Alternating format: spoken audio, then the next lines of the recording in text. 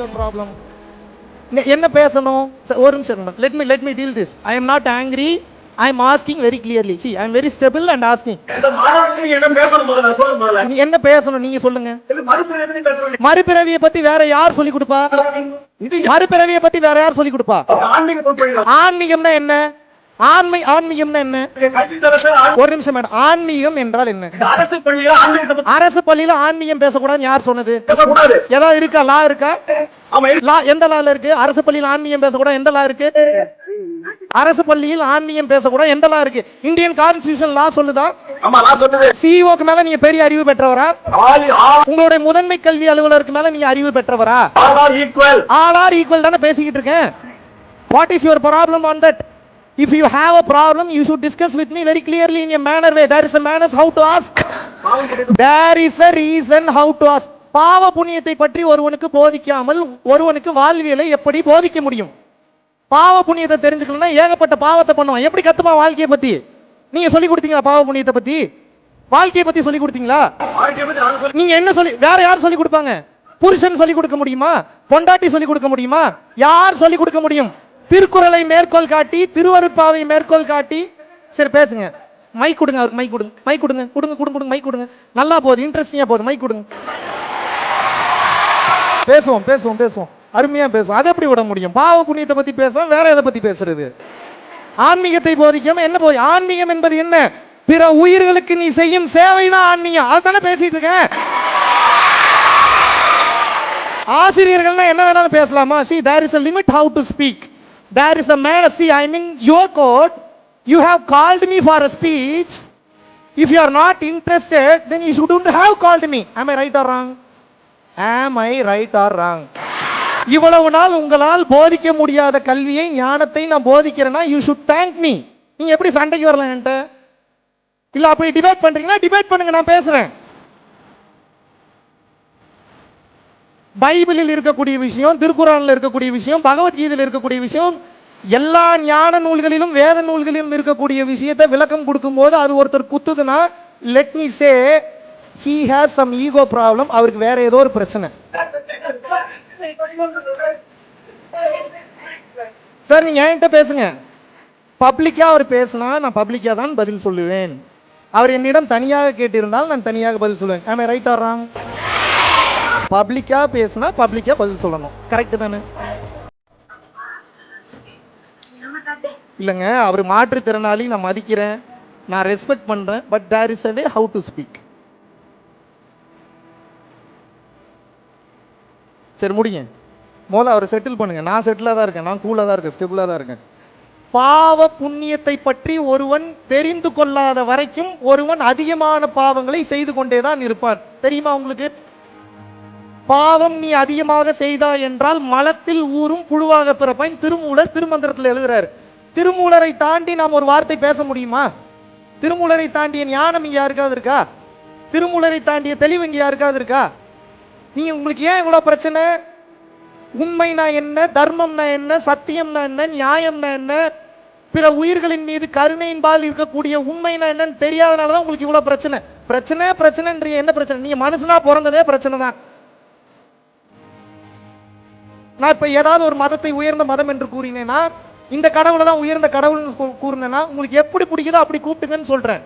ஆனா உங்களுக்கு வாழ்க்கையில் தெளிவு பிறக்க வேண்டும் என்றால் நீங்கள் புரிந்து கொள்ள வேண்டிய மாபெரும் விஷயம். நீங்க பாருங்க, இன்னும் 100 பேர் வந்தாலும் என்னால சமாளிக்க முடியும். எத்தனை பேர் இருந்தாலும் சமாளிக்க முடியும்?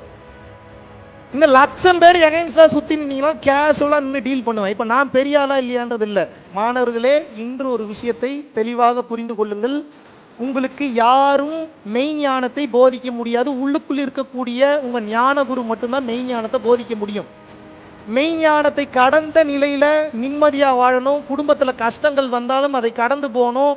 கர்ம வினைகளை கடந்து போகணும். உங்க வாழ்க்கையில அடுத்த கட்டம் போகணும். அப்படின்னா வாழ்வியல் கல்வி என்பது முக்கியம். எந்த கல்வி முக்கியம்?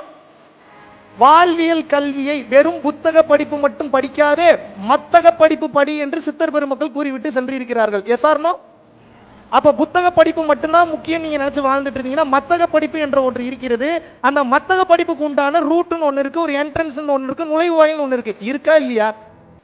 S or no? அதை எப்படி தெரிஞ்சுக்கிறது?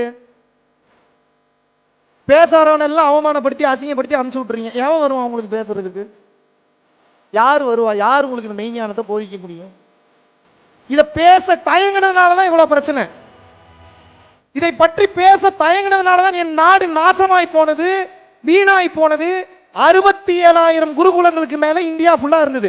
3,23,000 குருகுலங்களுக்கு மேல இருந்தது. அனைத்தும் அழிக்கப்பட்டது. ஒரு மந்திரத்தை படிச்சீங்கன்னா நெருப்பு மலை வரும், ஒரு மந்திரத்தை படிச்சீங்கன்னா உடல் நோய் குணமாகும், ஒரு மந்திரத்தை படிச்சீங்கன்னா இங்கிருந்து அங்க பறந்து போவான். அத்தனையையும் ஓலை பனை ஓலையில் எழுதி வைத்து விட்டு சென்றார்கள் ரகசியங்களை. ஆனால் பின்னால் வந்த ஆட்சியாளர்களின் காரணமாக, நான் சொல்றது பிரிட்டிஷ் வந்த அவர்களுடைய சதி வேலையின் காரணமாக நமது மக்களுடைய ஞானம் மண்ணோடு மண்ணாக புதைந்தது. எதுவுமே இல்லை. இந்தியாவினுடைய முதல் பல்கலைக்கழகம் எது? இந்தியாவினுடைய முதல் பல்கலைக்கழகம் எது? ஃபர்ஸ்ட் யூனிவர்சிட்டி எது? நாலந்தா. ஃபர்ஸ்ட் பல்கலைக்கழகம் என்ன? நாலந்தா யூனிவர்சிட்டி. நான் கேட்கிறேன், நாலந்தா தான் முதல் பல்கலைக்கழகமா? மாபெரும் ஞானத்தில் திகழ்ந்த ஞானிகள் நம் மகான்கள். இங்க பாருங்க, என்னை கூப்பிட்டீங்க அப்படின்னா சத்தியத்தை மட்டும்தான் என்னால் பேச முடியும். சத்தியத்தை தாண்டி ஒரு இன்ச்சு அப்படியும் பேச முடியாது, ஒரு இன்ச்சு இப்படியும் பேச முடியாது. சத்தியம் ஒன்றை மட்டும்தான் சொல்கிறேன். என்ன? தீதும் நன்றும் பிறர் தர வாரா. இப்ப நான் ஆன்மீகம் சொன்னேன்ல, இவர் சொன்னார்ல ஆன்மீகம், கணியன் பூங்குன்றனாரு ஆன்மீகம் பேசியிருக்கிறார். என்ன பேசியிருக்கிறாரு? தீதும் நன்றும் பிறர் தர வாரா. நல்லதும் கெட்டதும் இன்னொருத்தன் செய்து வருவதல்ல, இன்று நீங்கள் அனுபவிக்கக்கூடிய. இங்க இருக்கு, ஹானஸ்டா கை தூக்குங்க. எனக்கு மன வலி இருக்குன்றவங்க எத்தனை பேர் கை தூக்குங்க? எனக்கு மனசு அடிக்கடி ரொம்ப வலிக்குது. ஓகே. எனக்கு சின்ன சின்ன விஷயத்துக்கெல்லாம் பதட்டம் படபடப்பா இருக்குன்றவங்க கை தூக்குங்க. கை தூக்குங்க, டக்கு டக்குன்னு தூக்குங்க. எனக்கு டென்ஷனா இருக்கு, டிப்ரெஷனா இருக்கு, நிம்மதியே இல்லை அப்படின்றவங்க கை தூக்குங்க. சரி, இப்ப நான் என்ன கேட்கிறேன் அப்படின்னா, இவ்வளவு நாள் எடுத்த பாடம் இதெல்லாம் உங்களுக்கு கியூர் பண்ணிருக்கணும், ஏன் கியூர் பண்ணல? பதில் இருக்கா? நான் ஆசிரியர்களை தவறு சொல்ல மாட்டேன். ஆசிரியர்களுக்கு என்ன இருக்கோ அதைத்தான் சொல்லிக் கொடுக்க முடியும். இப்ப ஆசிரியர்களுக்கும் ஞான கல்வி தேவைப்படுகிறது. ஏன் அப்படின்னா, மனிதனை முன்னிறுத்துவதை நிறுத்திவிட்டு எப்போ ஒருத்தர் மனிதனை கடந்த சக்தியை முன்னிறுத்துகிறானோ அப்போதுதான் பணிவு வரும், அப்போதுதான் தன்னடக்கம் வரும். Yes bro, please come and talk. Please come and talk.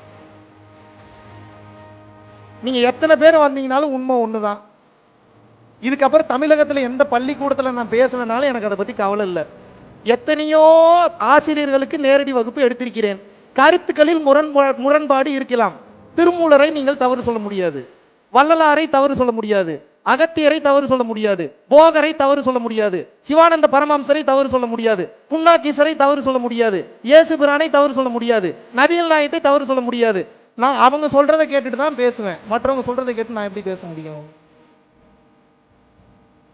என் மூதாதையர்கள், என் சித்தர்கள், என் தமிழ் வழி சித்தர்கள், மெய்ஞானிகள் எனக்கு போதித்த விஷயங்களை தானே நான் உங்களுக்கு போதிக்க முடியும். Yes or no?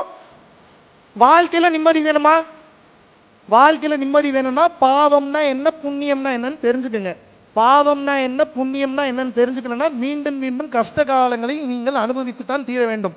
வாய்ப்பு இருக்கும்போது மெய்யியல்னா என்னன்னு சர்ச் பண்ணுங்க, மெய்ஞானம்னா என்னன்னு சர்ச் பண்ணுங்க, திருச்சிற்றம்பல கல்வினா என்னன்னு சர்ச் பண்ணுங்க, ஆயக்கலைகள் 64 என்னன்னு சர்ச் பண்ணுங்க, நாயன்மார்கள் யாருன்னு தெரிஞ்சுக்கங்க, ஆழ்வார்கள்னா யாருன்னு தெரிஞ்சுக்கங்க, எந்த யோக முறையை பயன்படுத்தி முழுமையான மெய்ஞானத்துக்கு போனான்ற தெரிஞ்சுக்கங்க.